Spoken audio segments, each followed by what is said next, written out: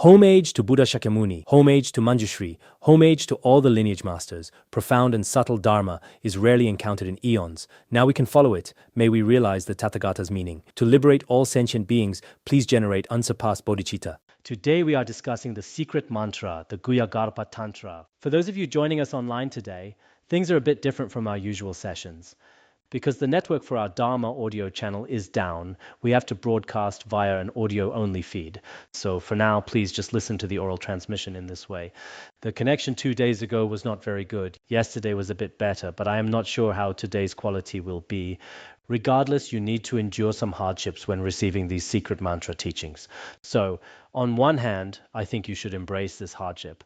On the other hand, I previously asked all of you to recite some Vajrasattva mantras. I also made a vow to do the same. However, I have been caught up in various things and haven't finished my recitations yet. I suspect that among our Dharma friends here, there might be some of you who haven't finished your promised recitations either. Whether you vowed to recite 10,000, 30,000, or 100,000 times, please make sure to finish your Vajrasattva recitations as soon as possible.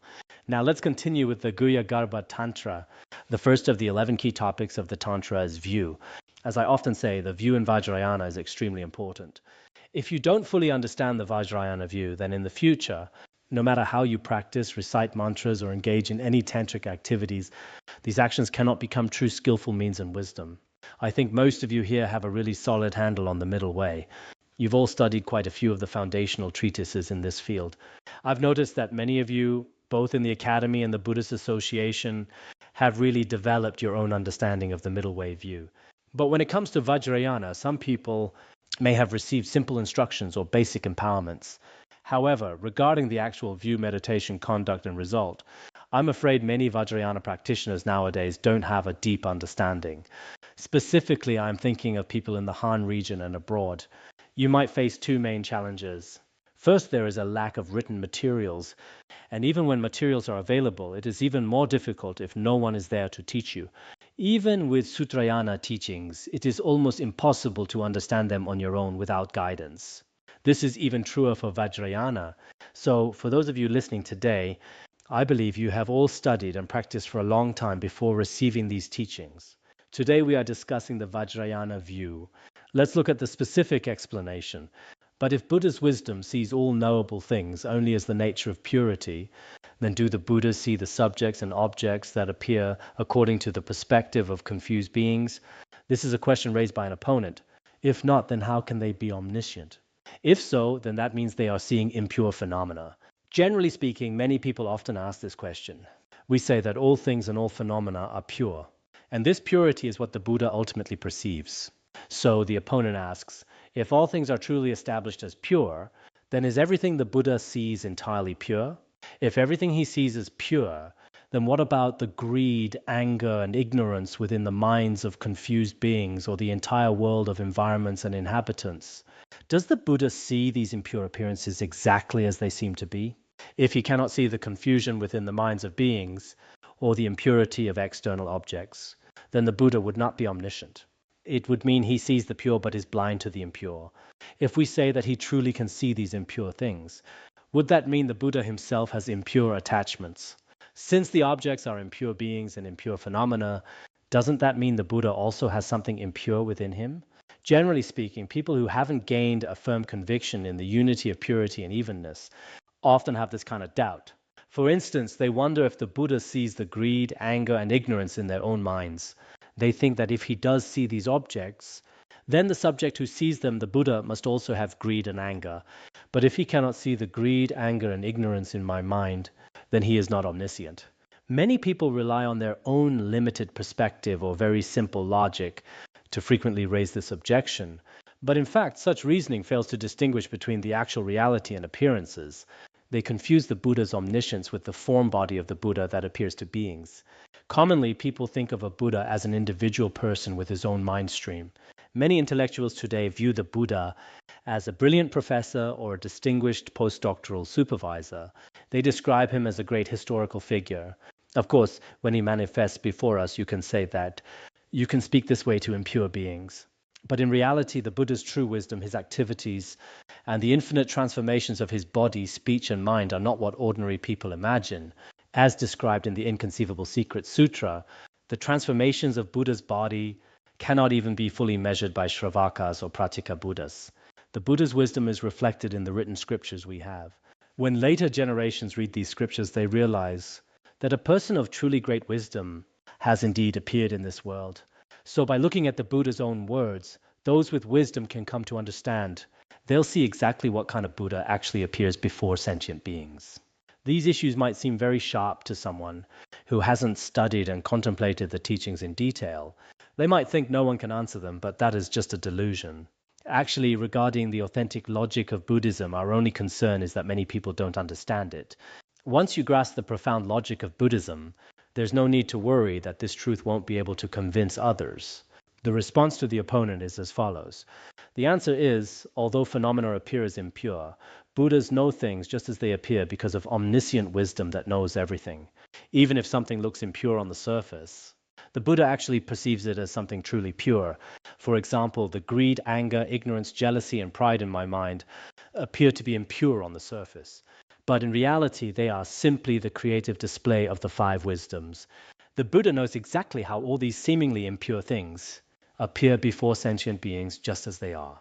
Why does he know this? Because the subject that knows them is in fact omniscient. He fully knows all phenomena, both pure and impure. He knows everything within nirvana and samsara. He knows it because the Buddha is all-knowing. Ultimately, however, impure phenomena do not exist, and consequently, that which exists as impure will not be seen by them.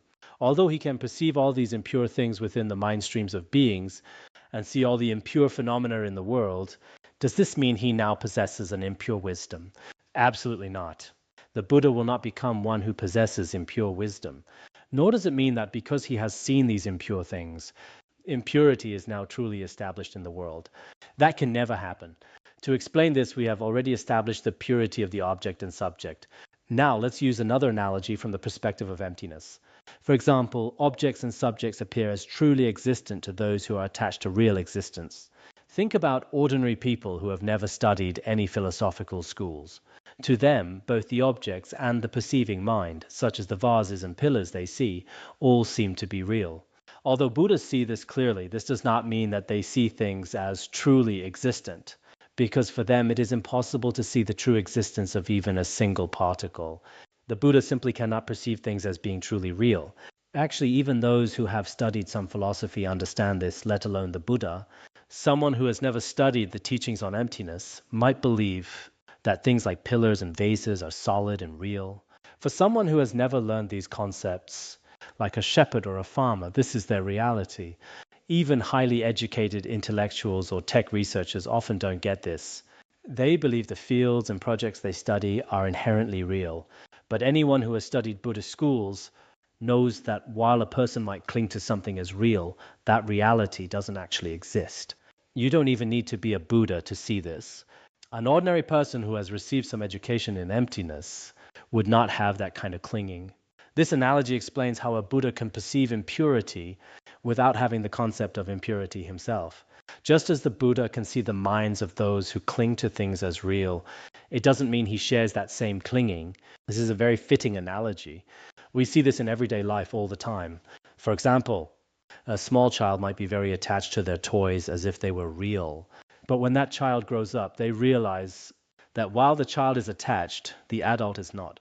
The adult clearly sees the child's perspective and the toy they are obsessed with, but that doesn't mean the adult will start clinging to the toy in the same way. Through reasoning and personal experience, we can come to realize that there is no such clinging to true existence within our own mind stream. The Buddha sees the minds of all beings and the true nature of all phenomena with even greater clarity. So while he perceives these things, his own mind remains free from such confused thoughts. I think I've mentioned this before.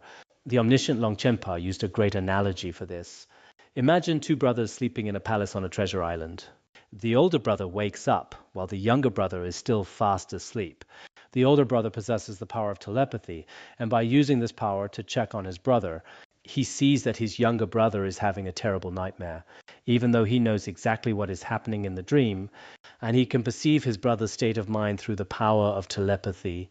There is absolutely no confusion or impure appearance of the dream within his own mind stream.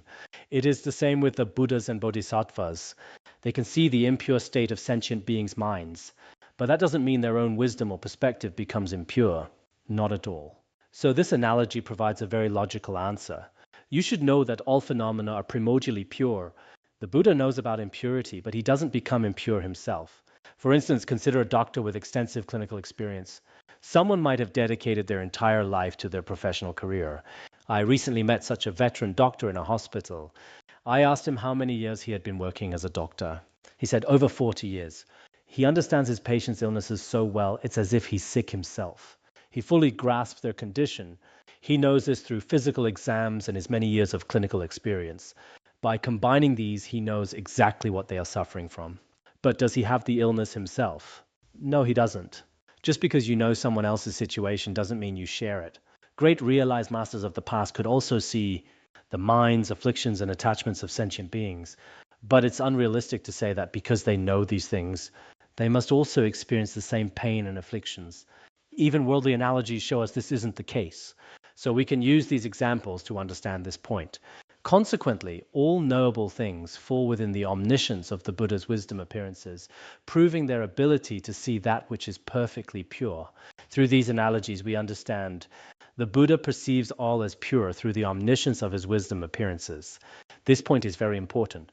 Rongzom Pandita established many concepts of purity in the Tibetan region. These concepts are established through valid reasoning. The omniscient Longchenpa and the omniscient Mifam Rinpoche both provided detailed explanations of this view. Actually, in Sutrayana, even though the Uttara Tantra Shastra, the Dharmadhatu Stotra, and some of Nagarjuna's praises contain these points, they do not provide these pith instructions.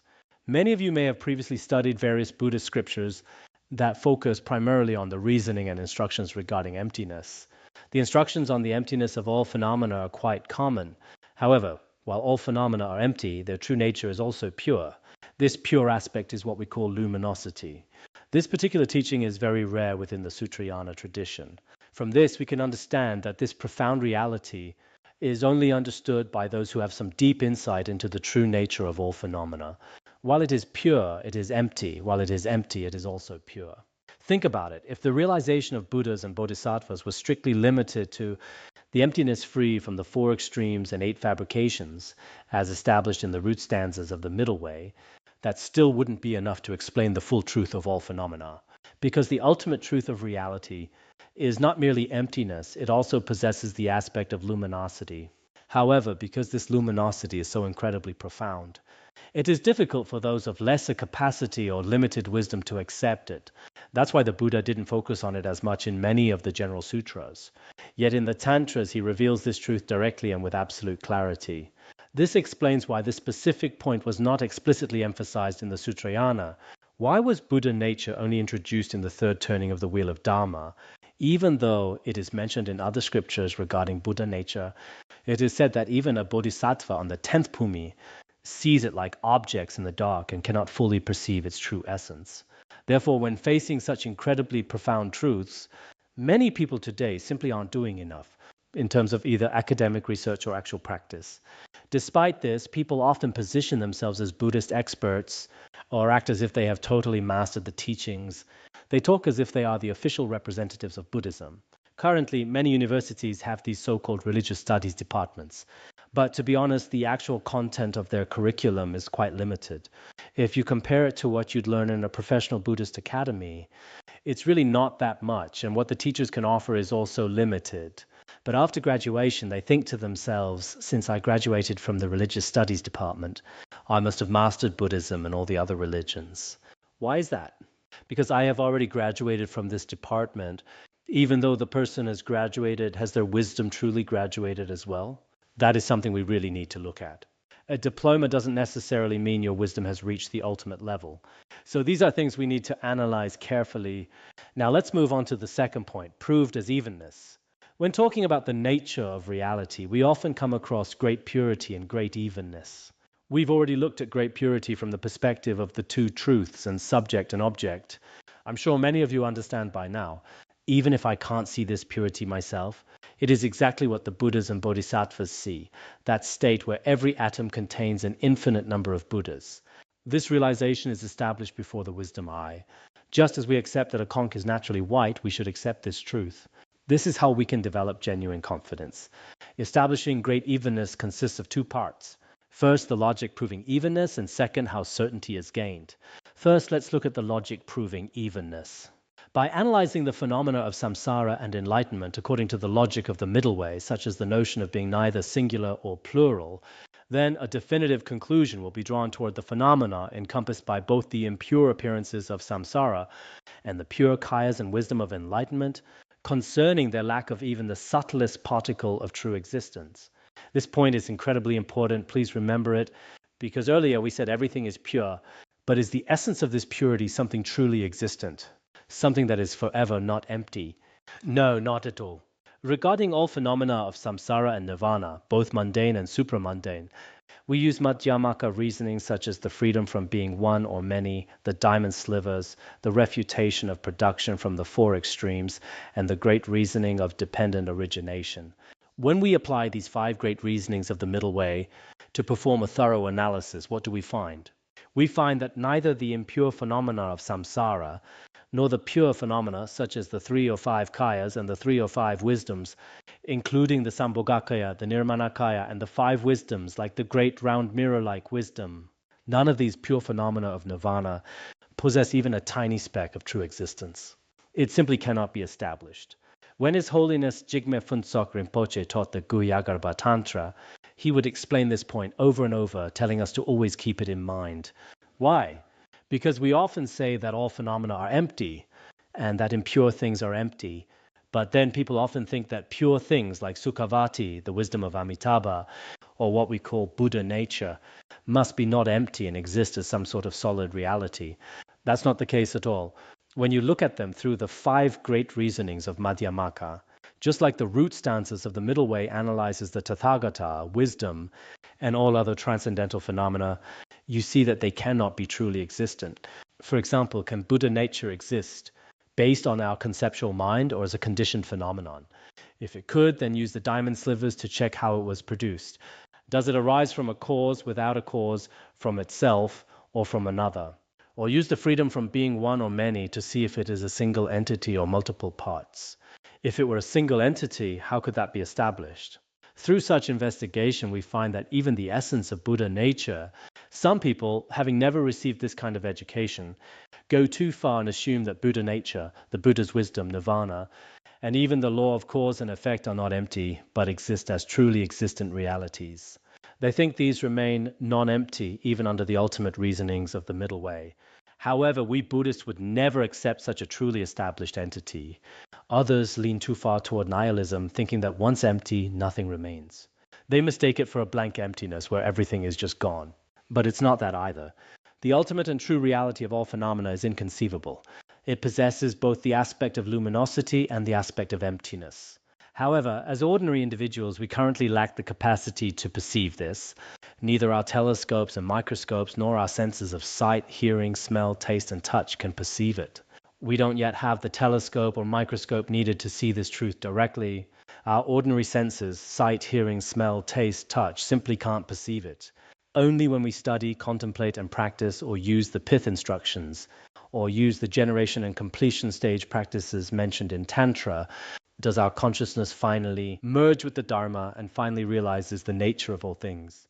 Only then do we understand, my ordinary sensory perceptions were just not seeing the whole picture. Many of us have had this same experience during our studies.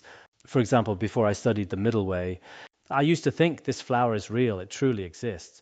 But after studying it, I realized, its existence is merely an appearance before me. In reality, its very essence cannot be established as something solid. It can't be established by its causes nor by its results. And once you understand this principle, then no matter where you are, when you see that flower, you won't be as attached to it as you were before.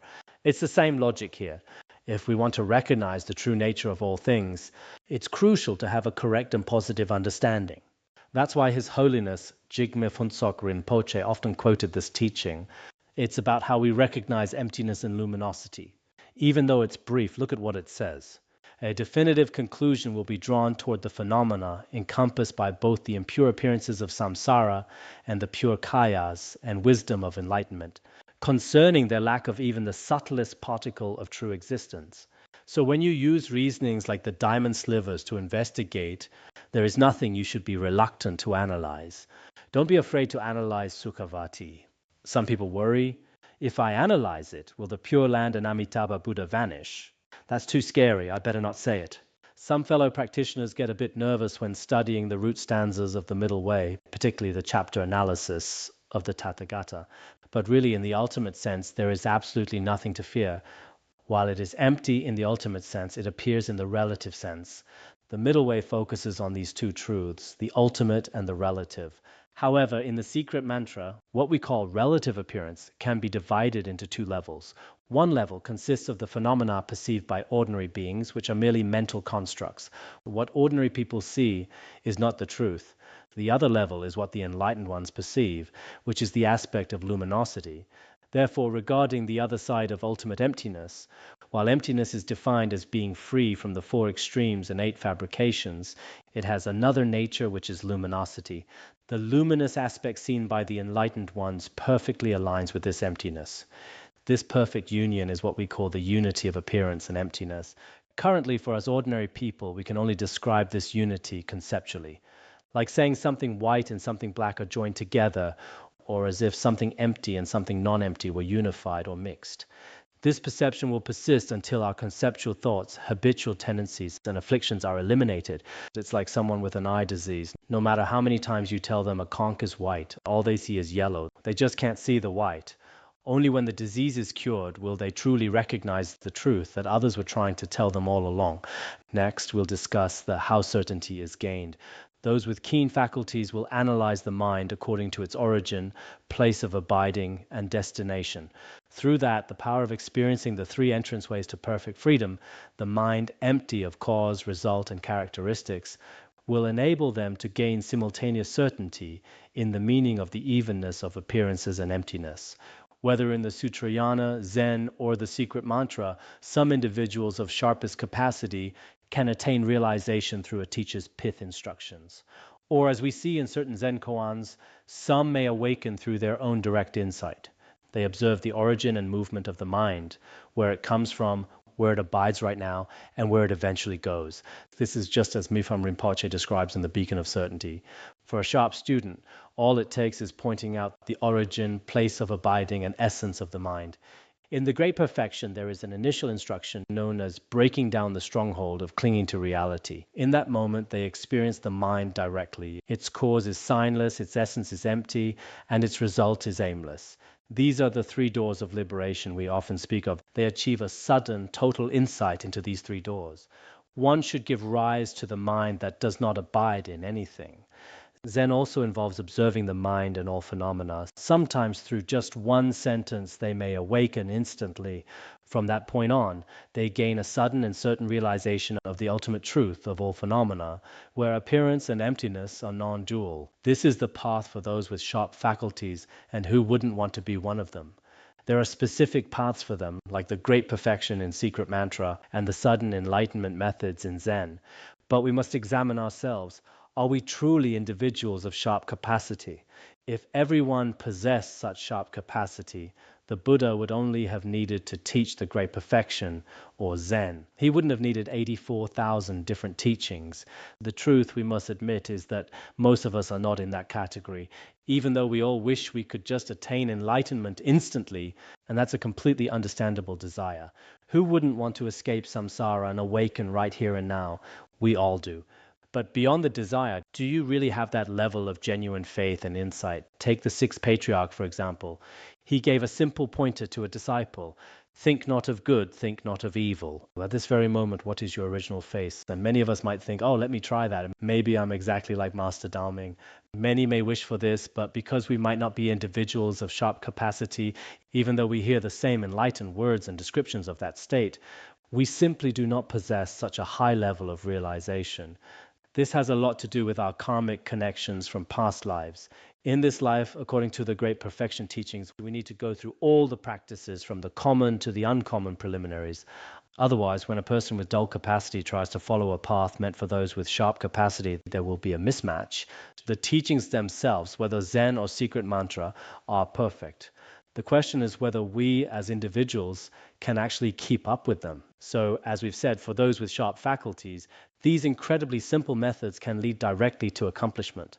However, when it comes to gradually developing a firm understanding of this evenness, beginners, of course, when I say beginners, I mean those who are new to the secret mantra. For beginners in Sutrayana or basic vehicle, entering a gateway of such evenness is impossible. For a beginner to truly gain a solid realization of this evenness, they should use logical reasonings like neither one nor many to establish emptiness. They will think that the objects under consideration, such as a vase and so forth, are non-existent. When unexamined, even if these things seem to exist, upon analysis, their true existence cannot be found. If they conclude that a lack of existence is the fundamental nature, they will be left with a partial understanding of emptiness, in which case they will alternate between emptiness and appearances. The Middle Way school speaks of 4 stages of realization, but what we are discussing here is a version of these 4 stages that aligns more closely with the secret mantra. So, what are these 4 stages? Well, for those with sharp faculties, it's like what I just described earlier. For average beginners like us, Maipam Rinpoche and many other great masters have said that it is highly suitable to study emptiness provided we proceed one step at a time. So how do we start? First, we use Madhyamaka reasonings like neither one nor many or great interdependence to investigate things properly. Through this investigation, we address the fact that since beginningless time, sentient beings have held a very stubborn clinging to all phenomena, like vases and pillars, as being real. When we analyze them using the logic of the ultimate, we see that while the appearances of all things seem to exist when left unexamined, the moment we look really closely, not a single thing can be found. We come to realize that this unfindable emptiness is the true state of all phenomena. You see this approach in Zen as well. Everything is empty, there's nothing, and that nothingness is seen as awakening. For many beginners, this approach is meant specifically to break that habit of clinging to things as real. This is why Jetsun Kappa taught the single emptiness as an initial gateway. It's very necessary because our habitual clinging is so heavy. Just as physicists today define the nature of matter as an ultimate reality that is essentially empty, when we analyze it, we find that not even a tiny particle truly exists. We take this emptiness as the truth. Before investigation, the appearance seemed to be there, but once examined, the appearance vanished. All appearances are resolved into emptiness. This is what the Heart Sutra means by form is emptiness. You could say that all forms have been resolved into emptiness. This is the first stage of realization, the emptiness aspect. Then we take it a step further, such that non-existence itself becomes a mere designation that ultimately does not exist. On the other hand, by the consideration that appearances occur while being primordially empty, an exceptional certainty is gained such that appearances occur yet are empty and are empty yet apparent, like a water moon. So first, you take what's real and realize it's empty. Then you look at that emptiness and ask, is this emptiness itself something that truly exists? Let's take a pillar as an example. In the end, you find the pillar doesn't exist. But is non-existence the final answer? No. Because you can't separate the pillar's appearance from its emptiness. It's like the moon in the water, appearing yet empty, empty yet appearing. Oh, you realize, so this is how all things actually are. This is then referred to as the lack of true existence and dependent arising occurring without. Previously, all phenomena were resolved into emptiness. Now you see they are like the moon in the water. It was never just a single emptiness. This emptiness is inseparable from luminous appearance. Appearing yet empty, empty yet appearing. That is it. This corresponds to the Heart Sutra saying, form is emptiness, emptiness is form. Having reached this second stage of realization, we can truly say emptiness is form. In the beginning, you look at form and realize it's empty, but is that emptiness just a single emptiness? No, it is not. A single emptiness can't exist on its own. It's just a concept we've created in our conceptual thoughts. When you look closer, you see that emptiness and the appearing pillar are the non-duality of appearance and emptiness, like the moon in the water. This is emptiness is form. That's the second stage. Even though the absence of true existence and dependent arising are said to be designated as distinct, it sounds like we're talking about 2 different things. Appearance and emptiness, existence and non-existence, that in terms of their nature, not even the slightest difference exists. Think of a pillar. We can talk about it being something created or impermanent. In our conceptual mind, these can be seen as 2 separate things. But in reality, the very fact that it is something created is its impermanence. They aren't separate things. In the same way, the essence of appearance is emptiness, and the essence of emptiness is appearance. You gain a firm certainty that they are one and the same. When that happens, one's concept of fixation, by combining the appearance of the basis of negation while determining the object to negate, naturally falls away. Generally speaking, everything we perceive through our eyes and ears, all these various colors and sounds, are actually the negators that appear. The object to be negated is the concept of emptiness itself. Put the other way, emptiness is negators and appearance is the object to be negated. Tsongkhapa explains this in the three principal aspects of the path. But regardless, seeing appearance and emptiness as the negator and the negated is merely a conceptual distinction. In reality, both of them don't exist. Whatever arises is free from elaboration, similar to the ability to rest naturally without proving. There is nothing to be negated and nothing to be established. Neither appearance nor emptiness exists independently. Before, we were trying to realize appearance as empty and emptiness as appearance. But now you see that appearance and emptiness only seem separate because of the way we speak. They seem like two different things only within our conceptual thoughts and analysis. In reality, these two possess no separate entity whatsoever. This truth is not merely a matter of language, nor is it a question of separate entities. It is something known deeply within. You realize that all things are a perfect, seamless fusion of appearance and emptiness. This is what we call appearance free from elaborations. This is the third stage, the state beyond all fabrications. My guru, His Holiness, Jigme Phuntsok Rinpoche, used to emphasize this. For most people, building this kind of confidence in the middle way is vital. If you can build your confidence through this gradual process, then later on, when you study the primordial purity of awareness in Dzogchen, it will be much easier to attain realization. The term beyond fabrications used here is slightly different from how it's used in general middle way philosophy. For instance, in the middle way, it usually means neither existence nor non-existence, neither both nor neither. The Prasangika school directly negates all extremes regarding phenomena, but the beyond fabrications we're discussing here concerns the seamless fusion of the extremes of appearance and emptiness. The extremes of being one or many simply do not exist. Remember, first, form is emptiness, then emptiness is form. Next is form is not different from emptiness. And fourth, emptiness is not different from form. There is no separate entity. While the order of these last two phrases, emptiness not different from form and form not different from emptiness, may vary between the Tibetan and Chinese versions of the text, we can understand this progression through these four stages. When constant familiarity with freedom from elaboration gains momentum, all indications of the dualistic field of experience based on the biased, conceptual mind that cognizes individual aspects of the nature of phenomena in dependence upon every feature of conditioned appearances are purified by giving rise to exceptional certainty and evenness as the intrinsic nature of phenomena. One then reaches perfection. This is the final stage. As you continuously meditate on this state of the unity of appearance and emptiness, or the freedom from fabrications, you'll find that through sustained practice, you'll realize your prior understanding of unity was still limited, as it depended on the individual nature of specific objects. Those limitations now begins to dissolve. It is no longer about the unity or freedom from fabrications of a pillar or a vase, or even the unity or freedom from fabrications of the Buddha nature within yourself. All those specific objects that the biased mind used to focus on, and the dualistic appearances of subject and object are now completely purified. Ultimately, you realize that all phenomena are primordially equal. You understand that all of samsara and nirvana are of one essence and one taste in their nature. You gain the most supreme and profound certainty in this truth. This is the final stage we call evenness. These are the stages: emptiness, union, freedom from fabrications, and evenness. We also discussed this previously when we studied the Sword of Wisdom. Concerning this process, there are four stages, namely emptiness, union, freedom from elaboration, and evenness. By reliance upon understanding the former, one should be able to engage in what succeeds that. For until certainty is gained with the previous, the subsequent cannot be proved. This is actually a very profound pith instruction. For those who have a basic understanding of Madhyamaka, when you truly apply this wisdom to investigate all phenomena, you begin by generating the realization of emptiness within your mind stream. Regarding these progressive stages, you can relate them to the Heart Sutra. Form is not different from emptiness, and emptiness is not different from form.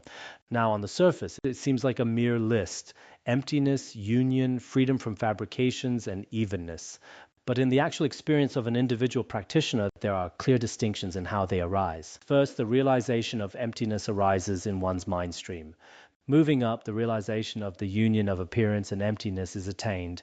Then, the state beyond fabrications, and above that is evenness. When evenness reaches its ultimate perfection, one attains the highest state. The Prasangika school doesn't necessarily proceed stage by stage. They go straight for evenness. They don't work step by step like the Svatantrika school, who first establish emptiness, then union, then being beyond fabrications. The Prasangika doesn't do that. They go directly to evenness. Through its unique reasonings, the Prasangika school settles on evenness immediately. When evenness is directly resolved, the realizations of being beyond fabrications, union, and emptiness all arise at once. That's the difference in approach. For that reason, to believe that the fundamental nature is merely non-existent, nominal genuine truth does not even approach the meaning of evenness that is being taught here. Anyone who has studied Madhyamaka knows that the Svatantrika school possesses a concept of nominal ultimate truth, which is the resolution of single emptiness. If your mind is purely fixated on that kind of single emptiness, you haven't yet reached the realization we're talking about here. We see this in Chinese Han Buddhism as well. For instance, when studying the Diamond Sutra, many believe that simply knowing all phenomena are empty is enough. They resolve both the ultimate reality and all appearances into emptiness and call it the ultimate view.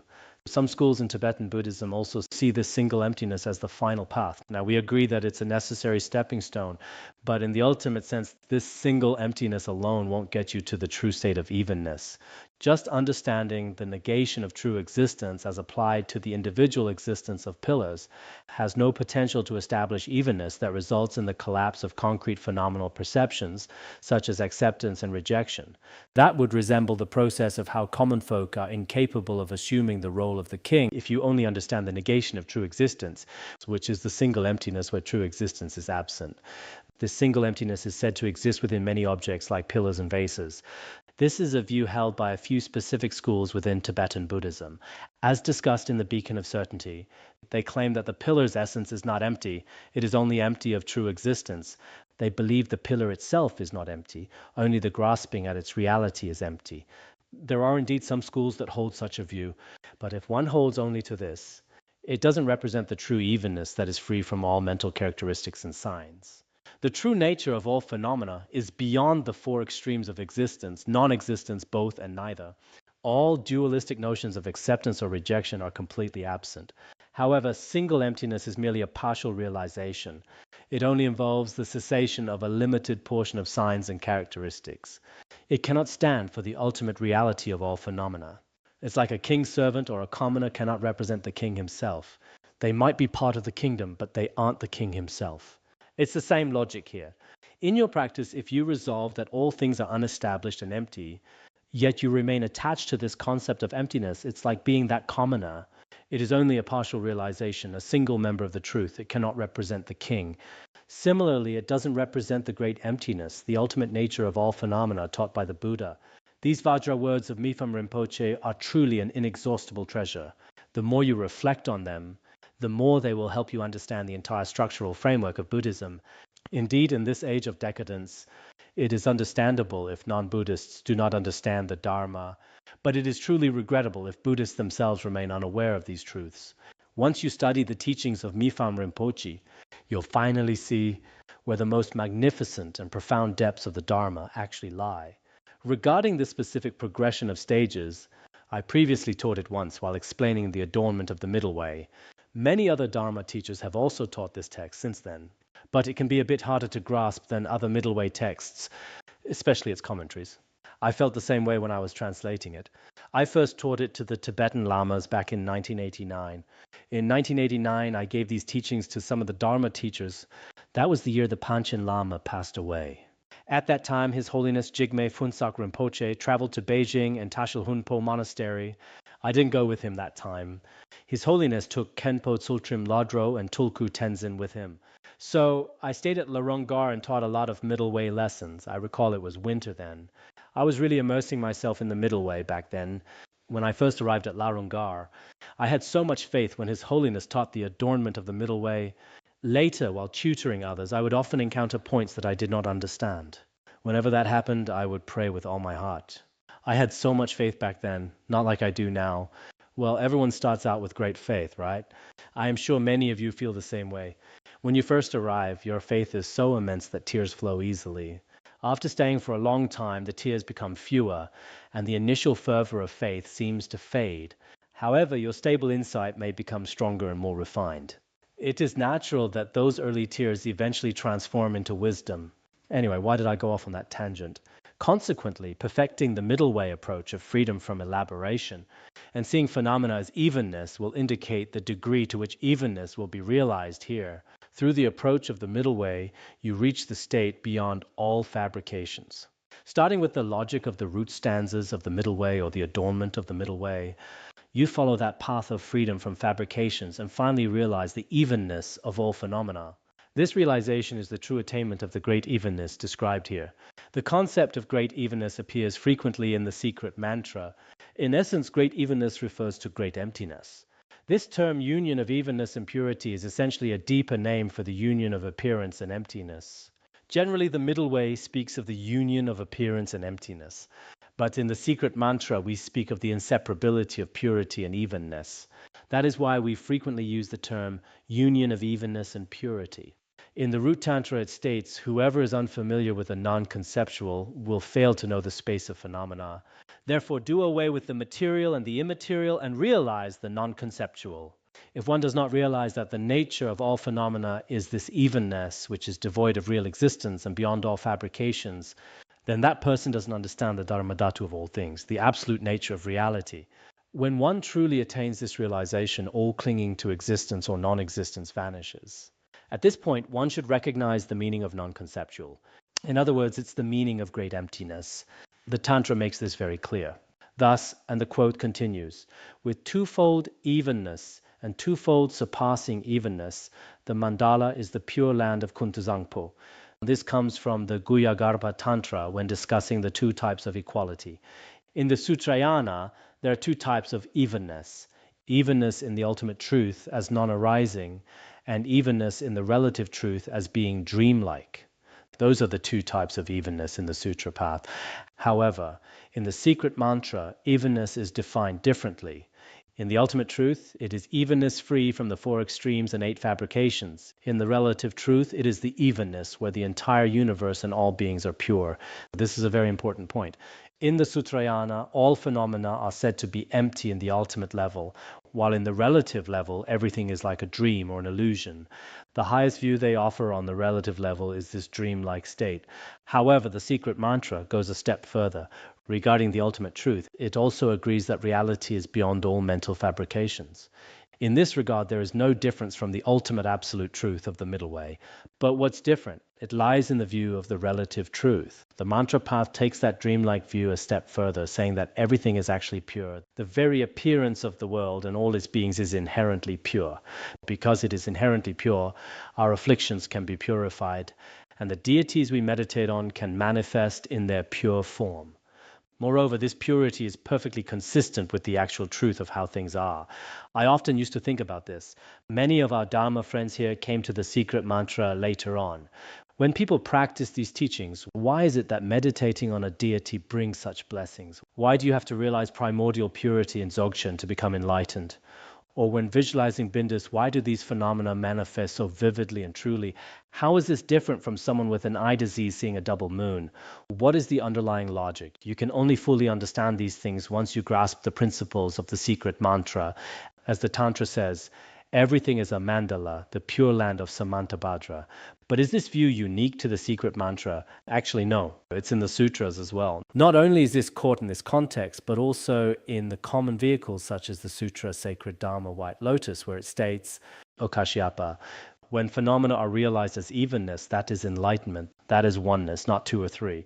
Now, the title here seems to be either the Lotus Sutra or the White Lotus Sutra. The names are very similar. The words sacred and white are both present. How should we decide?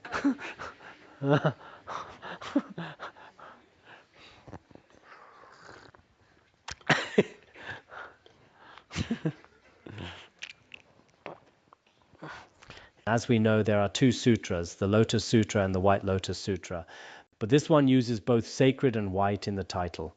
In any case, the Buddha said to Kashyapa that to realize the evenness of all phenomena, which is the emptiness we discussed earlier, that very emptiness is nirvana. And this nirvana is oneness. It's not two or three. Here, oneness is another name for emptiness. It doesn't mean it's something that truly, substantially exists as one. It doesn't mean three and four don't exist, but one does. It means the single nature of great emptiness, everything having one essence, one taste. Thus, from that point of view, it is once again demonstrated that ultimately there is but a single vehicle. In the sutra revealing the direction of awakening, it states, O Manjushri, he who beholds phenomena as evenness, indivisible and inseparable has the correct view. If you can see that all phenomena are free from inequality and that they are indivisible and inseparable, then that is the correct view. Now, why does Mipham Rinpoche quote these specific texts here? These are actually scriptures from the Sutrayana, but even in the sutras, the true meaning of great emptiness is already being taught. With these sutra quotes, we accept them naturally without any doubt. The quote I mentioned earlier about the twofold evenness is very important. There is a slight difference between the Sutrayana and Mantrayana regarding the two truths. There should be a note below that you should check out on your own for more detail. The way the sutras define the ultimate and relative truths is slightly different from how the secret mantra defines them. The secret mantra, especially regarding the relative truth, has a very specific pith instruction that makes it superior. Next, we'll talk about how appearance and emptiness are inseparable. Up to now, we've spent a lot of time establishing two things, purity and evenness. Now we're going to see how purity and evenness are completely inseparable. This is the key point. In these ways, purity is proved from the point of view of appearances, and evenness is proved from the perspective of emptiness. In the preceding two explanations, it was implicitly established that purity and evenness abide inseparably as one taste with phenomena. This is the principle of appearance is emptiness, and emptiness is appearance. When we say purity and evenness abide or exist in with phenomena, that's just a way of speaking. In reality, they are the very nature of those things. They exist in a way that is one taste. They aren't two separate things. This means that the two qualities we established earlier, the purity of all things and the emptiness of all things, are as inseparable as sugar and its sweetness. The nature of all things exists as this single unified taste. You can infer this from the 2 points we established earlier. Whatever appears as pure is empty of all restrictions, and whatever is empty is evenness free of all limitations. Arising as the various appearances of the exceedingly pure magical manifestation matrix, these 2 points are really vital. All the pure appearances, the 5 bodies, the 5 wisdoms, and so on, none of them are solid or truly real. Whether we're talking about pure or impure things, not a single atom has true existence. This includes the Buddha's wisdom, the Buddha's form, and the pure lands like Sukhavati or Abhirati. Everything that is pure in this world, don't be afraid, its very nature is empty. When analyzed through the logic of the middle way, nothing is not empty. You can't start thinking, oh, some pure things must be non-empty. They must really exist. If it's empty, then what happens to me? I won't even have a Pure Land to be reborn in. Some Pure Land practitioners who haven't studied philosophy get a bit scared of this. They might think the Pure Land isn't empty, while our impure world is empty. But that logic doesn't hold up. Everything, even the pure, is totally empty, whether it's existence, non-existence, or any extreme. Whatever is empty and is the state of equality free from all fabrications can manifest as the infinite pure forms of the magical manifestation matrix. This magical manifestation matrix refers to the pure, incredible appearances of the Buddha and the Pure Lands. These inconceivable pure appearances can and do manifest. I know many of you here probably have some understanding of emptiness, but as for the purity side, if you haven't studied the secret mantra teachings extensively, that's likely where your understanding is a bit lacking. The inseparability of these two is encompassed by the sole vital essence of the Dharmakaya and is the object of the discerning wisdom awareness of all realized beings. In fact, this is the tradition of non-dual Atyoga. Like I said, all that is pure is empty, and emptiness is itself pure. These two merge without any conflict. They are inseparable, dissolving into the sole vital essence of the Dharmakaya. That's a special term in the secret mantra. This means that apart from the Dharmakaya, nothing else exists. That is why we call it the sole vital essence. It means there is nothing other than this pure reality. Whether it's a pillar or a vase, everything is this nature. But don't picture the single vital essence of the Dharmakaya like Samantabhadra, standing there alone as one, with a tiny glowing bindu or point sitting next to him. It's not like there's one Samantabhadra and then one beautiful glowing point that we're supposed to visualize inside our hearts. That's not it at all. It means that all phenomena within the union of emptiness and luminosity are fused together as one, never separate. That is the sole vital essence. This is the state that the sages have realized through long practice, or those who have had a sudden direct awakening. They have understood it completely with their self-discerning awareness. They know it in their hearts. It's not like looking at some slideshow or a PPT where you're just staring at it and clicking a button and saying, oh, there it is. Many university professors nowadays put all their energy into these outer presentations. And sure, if you want to keep up with the times, maybe you need that. But sometimes there's no real inner realization or experience behind it. It is all just a display of outer images, like an illusion layered on top of another illusion.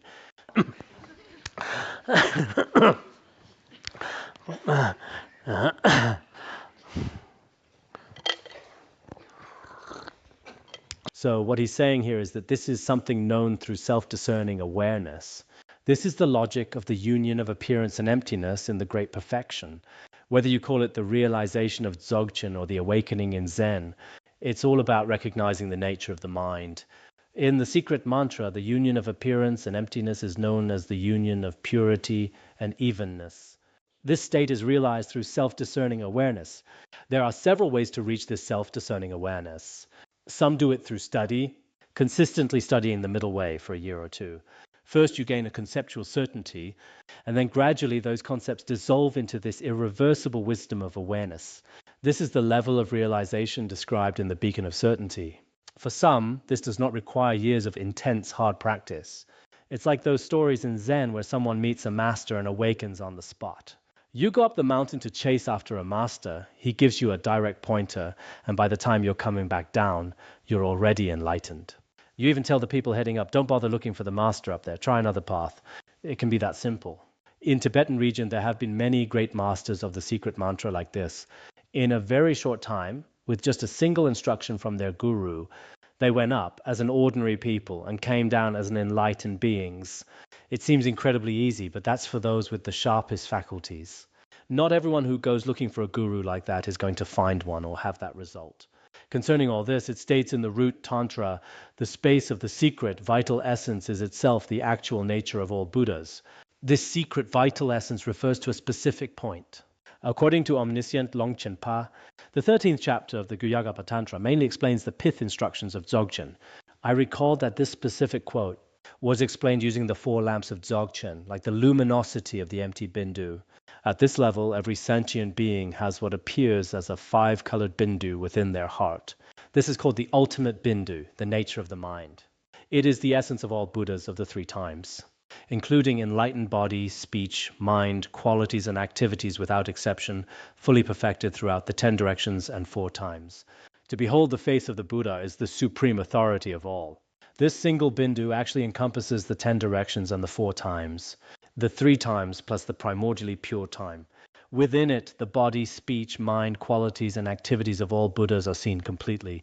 If you recognize the true nature of your mind, you see the entirety of every Buddha's body, speech, and mind throughout the universe. This is the supreme authority of all, because once you recognize your mind's nature, you can master everything, the external world, all beings in both the mundane and supramundane, because you've recognized your mind's nature. Then such a person is truly the ultimate master of all. There is nothing they cannot overcome or tame. That's why he's called the most supreme conqueror. It's the same for us as practitioners. Integrating the Dharma into our hearts is what matters most. It doesn't matter who you are. Even if you're studying Abhidharma, Middle Way, Logic, or any other teaching, if the daily teachings truly take root in your heart, your afflictions will gradually fade and your wisdom will grow. That is the most supreme way to conquer your own world.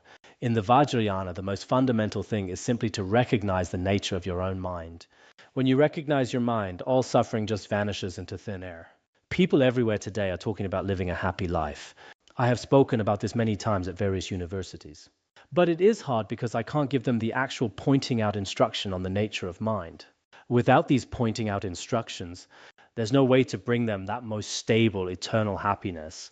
The text also says self-originating wisdom occurs without a source. The Tantras state that this self-originating wisdom manifests without staying anywhere. It's like the phrase, awaken the mind without fixing it anywhere. This self-originating wisdom appears precisely because it doesn't cling to any fixed spot. Essentially, the very nature of all phenomena is this self-originating wisdom, a state where emptiness and equanimity are completely inseparable. Now, regarding the principles we just discussed, how do we actually practice them? What is this way of yoga practice? The way of practicing this is as stated. The enlightened mind of self-awareness is emptiness, selflessness, and primordial omniscience, mastery of the mind free from the concepts of subject and object. This nature, not other than the astonishing pure land of enlightened body, speech, and qualities, is just as it is. In the presence of this self-discerning awareness, which naturally realizes emptiness and selflessness, the distinction between subject and object vanishes and all thoughts are purified. How do you practice this? You must fully realize the emptiness, evenness, and selflessness we discussed. In the presence of the self-discerning awareness of a practitioner or yogi who realizes the primordial great purity, emptiness, and selflessness, all subjects, all objects, and all thoughts are purified. Not a single one remains impure. To someone with that level of realization, the entire universe, the environment, the beings in it, even the concept of subject and object is seen as pure. What is truly extraordinary is this. Everything is the pure manifestation of the Buddha's body, speech, and mind. Not a single thing is not pure, and not a single thing is not empty. That's just how it is. Furthermore, in the Compendium of Vajra Wisdom, it states, if the two truths are differentiated, the path of wisdom becomes meaningless. If clarity and emptiness are differentiated, one falls to the extreme of either eternalism or nihilism. This means if the ultimate truth and the relative truth were two separate entities, like a pillar and a vase, then the path of study and practice would become meaningless. Because for this path of wisdom, the union of appearance and emptiness and the inseparability of purity and evenness would not exist. If the ultimate truth and the relative truth were as incompatible as fire and water, the wisdom that realizes their union would have no purpose. And if clarity and emptiness were separate entities, you'd be stuck in the extreme of either eternalism or nihilism. Clinging to clarity alone leads to eternalism, the belief that things are permanent. Clinging to emptiness alone leads to nihilism, the belief that nothing matters. It's like what the root stanzas of the Middle Way says, believing something existed before and will always exist is eternalism. Believing something existed and then vanished into nothing is nihilism. And the quote continues, because the essence of phenomena transcends the path, once having reached perfection, one is free from effort-based activity. This perfectly pure connate wisdom is the totality of non-abiding unity. The Tantra, the Compendium of Vajra Wisdom, also states this. The essential meaning of all phenomena actually transcends all paths. The ultimate reality of all phenomena, the final liberation, is beyond any conceptual path or effort. When the state of ultimate liberation is reached, one is free from all effort-based activity. For a practitioner with this pure connate wisdom, they achieve a non-abiding unity that is free from all fixed characteristics. They don't see it as here is the wisdom side and there is the emptiness side, or this is the purity and that is the emptiness. The two cannot be separated into different entities. The ultimate nature of all things is far beyond any path or any effort. When someone truly reaches the ultimate wisdom, or when this connate wisdom reaches its ultimate state, appearance and emptiness no longer exist as objects of attachment. I know that when we talk about these profound principles and quote all these tantric scriptures, it may be difficult for some of you to fully grasp their meaning. But here's what I want you to get. The true nature of all phenomena is something most people have never understood because they lack the right logic and pith instructions. Now that you have these pith instructions, you can begin to contemplate them step by step. What should you contemplate? What is this ultimate truth we are seeking? In short, it all comes down to this. Appearance is emptiness, and emptiness is appearance. In our current context, we use the terms purity and evenness to describe this. In the Sutrayana, the focus remains on the union of appearance and emptiness. But in the secret mantra, it talks about the union of purity and emptiness. It has a very profound meaning. Of course, the actual practice isn't that simple. The reality of all phenomena is much deeper than ordinary people imagine. Therefore, no matter what dharma we practice, our minds must align with this truth. When our minds are finally free from stains and temporary obscurations, and we truly reach the state of ultimate reality, That's when we are enlightened. That's when we are liberated. But please don't think to yourself, oh, enlightenment is too hard. It's only for people with sharp faculties. If even they cannot realize it quickly, then as one of dull faculties, I would rather not study at all. That's a very foolish way to think. It's like a student saying, if I'm not the best in class, I will not study at all. Anyone with any sense would see how silly that is.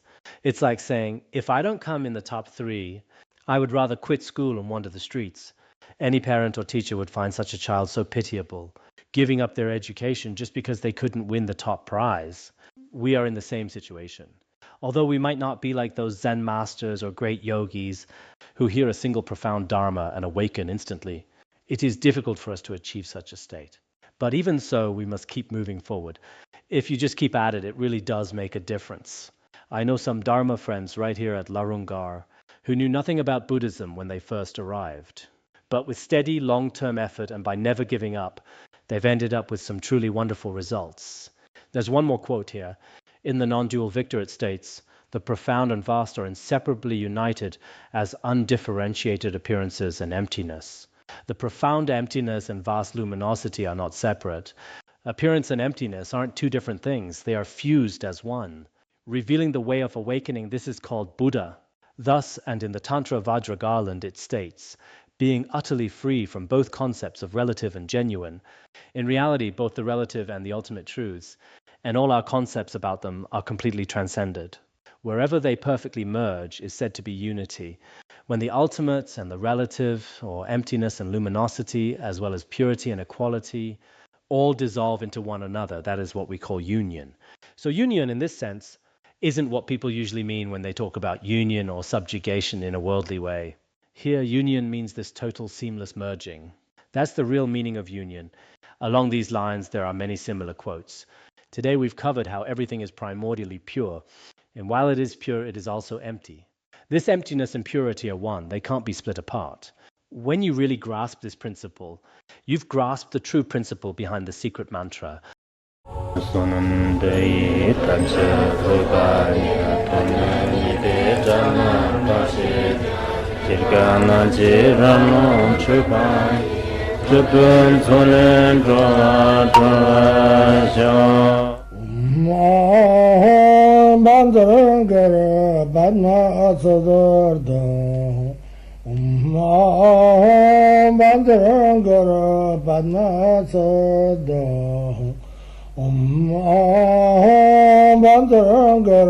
Bandara